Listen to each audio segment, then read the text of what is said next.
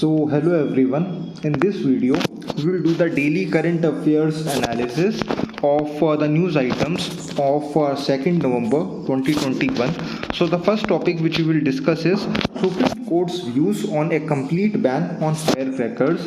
So, it is from GS paper 2, and topic is judiciary and separation of powers, and it is also related to the conservation of environment, which is part of the GS paper 3. So, why it is in the news? The Supreme Court has ruled that a complete ban on firecrackers may not be possible. The court set aside an order of the Calcutta High Court that had ordered the complete banning of firecrackers on October 29. What does the Supreme Court say? Measures should be put in place to prevent the use of toxic chemicals in firecrackers. The chief secretaries, DMs, and other senior police officials shall be personally held liable if the banned substances are used in firecrackers in any of the states. Supreme Court's order dated October 29, 2021, Judgment Arjun Gopal case, the court ruling of 23 October 2018 banned the sale and production of firecrackers in Delhi NCR and regulated the use of firecrackers nationwide. Barium-based firecrackers were directly banned. Online firecracker sales are strictly prohibited in India. The decision came as a result of a request to ban the manufacture and sale of firecrackers nationwide in order to prevent air pollution. Recent observations by the Supreme Court regarding the use of firecrackers. The Supreme Court has ruled that it will not violate the right to life of other citizens under the guise of minority employment while considering a ban on firecrackers. There should be a balance between employment, unemployment, and the right to life. How do firecrackers work? Firecrackers use gasoline and oxidizers to generate combustion reactions, and the resulting explosion spreads the light in very hot conditions. The metal salts in the explosive substance gets excited and emit light. What is the issue? The metals in this explosive mixture, which have a variety of electrons in the shells outside their nucleus, produce different light waves in this reaction, producing amazing colors.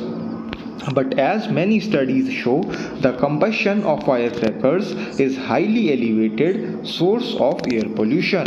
Another study in Milan, Italy, estimated an increase in the levels of several elements in the air in 1 hour, such as 120 times in strontium, 22 times in magnesium, 12 times in barium, 11 times in potassium, and 6 times in copper. The Central Pollution Control Board conducted a study in Delhi in 2016 and found that levels of aluminium, barium, potassium, sulfur, iron, and strontium had risen sharply on the night of Deepavali. Similar episodic spikes have been recorded in China and UK. Pollution eruptions affect human and animal health and exacerbate the already bad air quality in Indian cities.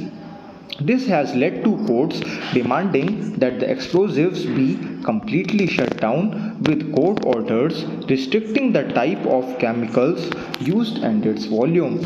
Many firecrackers also break the official audio and sound restrictions. Can green crackers make a difference?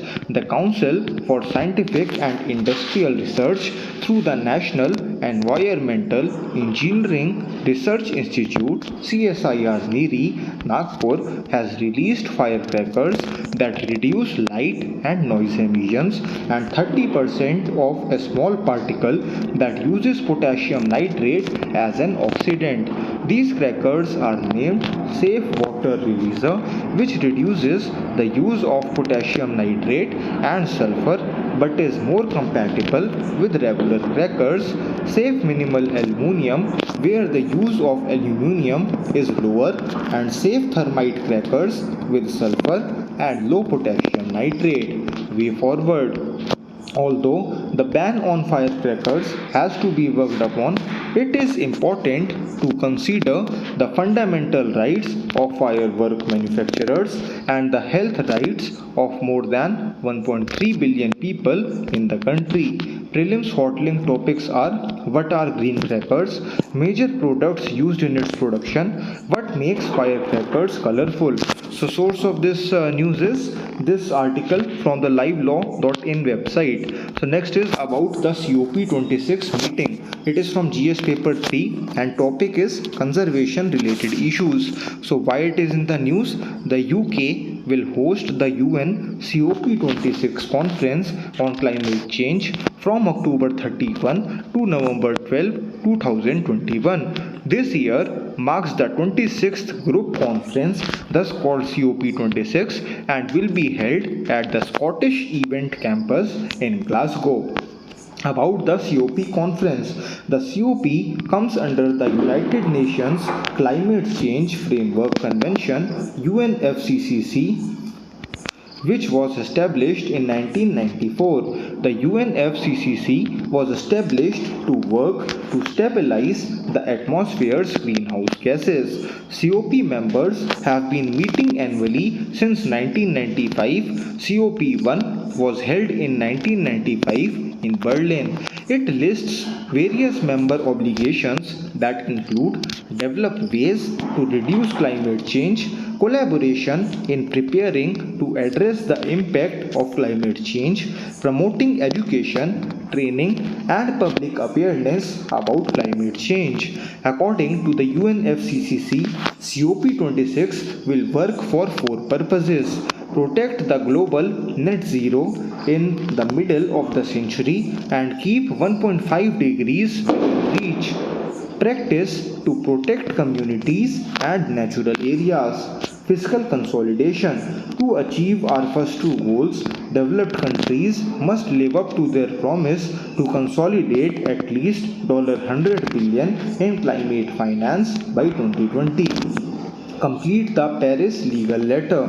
Leaders will work together to draft a detailed list of rules that will help fulfill the Paris Agreement. So about the UNFCCC. The UNFCCC was adopted in 1992 at the Rio Earth Conference, which marked the beginning of the first joint international community effort to tackle climate change. Also known as the Rio Convention, the UNFCCC established a framework for stabilizing the concentration of greenhouse gases in the atmosphere.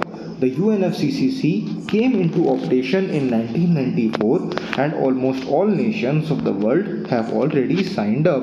It is a parental agreement for the 2015 Paris Agreement. It is also the parent agreement of the 1997 Kyoto Protocol. So the prelims hot link topics are: what is the UNFCCC, what is the Copenhagen Conference, who is organizing the Petersburg Climate Dialogue, and what is a COP, Conference of Parties. The source of this news is this article on the WashingtonPost.com website. So next is Mission Ganga enters the Guinness records.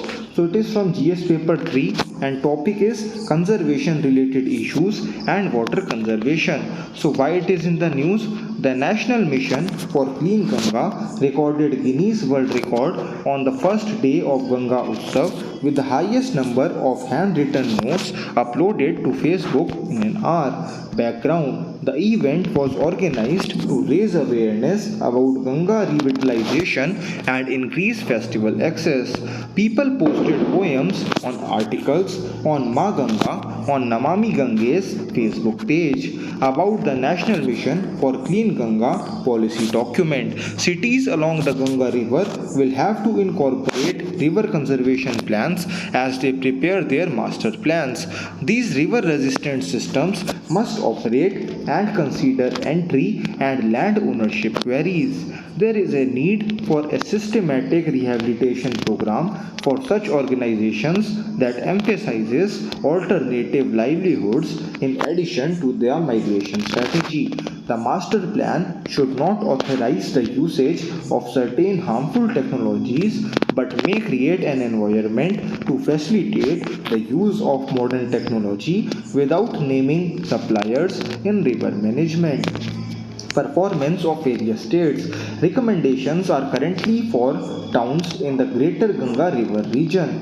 There are 97 of them covering 5 states: Uttarakhand, Uttar Pradesh, Bihar, Jharkhand, and West Bengal. So, about the National Mission for Clean Ganga (NMCG), it was registered as a community on 12 August 2011 under the Societies Registration Act 1860. It has served as an arm of the National Ganga River Basin Authority (NGRBA), established under the provisions of the Environmental Protection Act 1986. Facts about Ganga River. The Ganga is the third largest river in the world by descent. The mouth of the Ganga River forms the world's largest delta known as the Sundarbans, and it was declared a World Heritage Site by UNESCO in 1997. So the prelims short-link topics are about the NGRBA, what is NMCG, components of the Namami Gange program, World Bank Group. So the source of this news is this article from the Hindu website. So next is India declares to achieve net zero carbon emissions by 2070. So it is from GS paper 3 and topic is conservation related issues. So why it is in the news? In an effort to combat climate change, Prime Minister Narendra Modi made the following announcements at the ongoing COP26 conference in Glasgow. India will achieve the net zero carbon emission target by 2070. By 2030, India will ensure that 50% of its energy will be sourced from renewable sources. India will also reduce its carbon emissions by 2030 by billion tons. It will also reduce its emission intensity per unit of GDP by less than 45%. India will also install mechanisms to produce 500 gigawatts of renewable energy by 2030, which is an increase of 50 gigawatts from its existing target. What needs to be done? Some suggestions for India. In the spirit of climate justice, rich developed countries should provide at least $1 billion in climate funding to help developing and high-risk countries. The principles of equality and common but different responsibilities and critical skills CBDRRC and recognition of the very different national conditions of countries should be respected. Sustainable lifestyles in certain traditional communities should be included in the school curriculum. Lessons from India's efforts to adapt to programs such as the Jal Jeevan Mission, the Swachh Bharat Mission, and the mission should be expanded globally. The focus should be on climate change as much as there is on mitigation. Which countries have announced net zero targets till now? So there are in 2019, the New Zealand announced the net zero targets. UK Parliament has announced the net zero targets. US President Joe Biden has announced that the country will reduce the greenhouse gas emissions by at least 50% below the 2005 levels by 2030. World War Zero was launched in 2019 to tackle the menace of climate change. Under the Fit for 55 program, European Commission has called on all the 27 member states to reduce gas emissions by 55% below the 1990 levels by 2030. China has also announced that it will be net zero by 2060. So what does the net zero mean? Net zero, also called carbon neutrality, does not mean that the country will reduce its emissions to zero. That would be gross zero, which means reaching a state where no one is issuing any carbons at all, a situation that is difficult to understand and achieve. Basically, net zero is a state in which emissions are compensated for by the absorption and removal of greenhouse gases from the atmosphere. So the prelims shortling topics are about the Climate Leaders Conference, what is net zero, countries are committed which are committed to net zero targets, about the Paris Agreement. The source of this news is again the Hindu. Next is about the basic nations. So it is a prelims specific topic. So the basic group was formed as a result of an agreement signed by the four countries on November 28, 2009. They are a group of four major developing countries: Brazil, South Africa, India, and China. This emerging world alliance, founded and led by China, then formed the final Copenhagen Agreement with the United States. Next, the group works to define a common position on pollution reduction and climate change funding, as well as to trying to persuade other countries to sign the Copenhagen Agreement. So source of this news is this article from the newindianexpress.com website. Next is rescue guide plan released for the Ganges river dolphins. So it is a prelim specific topic. So the Jal Shakti department has issued guidelines for the safe rescue and release of trapped dolphins in the Ganges river. This document has been prepared by the Turtle Survival Alliance and the Uttar Pradesh government Department of Environment, Forestry and Climate Change (EFCCD). The manual has been approved by the IUCN Cetacean Specialist Group. So about the Ganges dolphin. The Ganges dolphin is India's national aquatic animal. It is listed as endangered under the IUCN Red List assessments under Schedule 1 of the Indian Wildlife Protection Act 1972 under Appendix 1 of the Convention on International Trade in Endangered Species of Wild Fauna and Flora CITES. These species, estimated at 4,000 worldwide, are found mainly on the Indian subcontinent. The Ganges dolphin can live only in fresh water and is invisible to the naked eye. So the threats associated with the Ganges dolphins. So the dolphins often accidentally enter the canals of northern India and cannot swim upstream. Thus they are at a risk of being harmed by the humans. So source of this news is the Hindu. So thanks a lot for watching the analysis video. Have a nice day.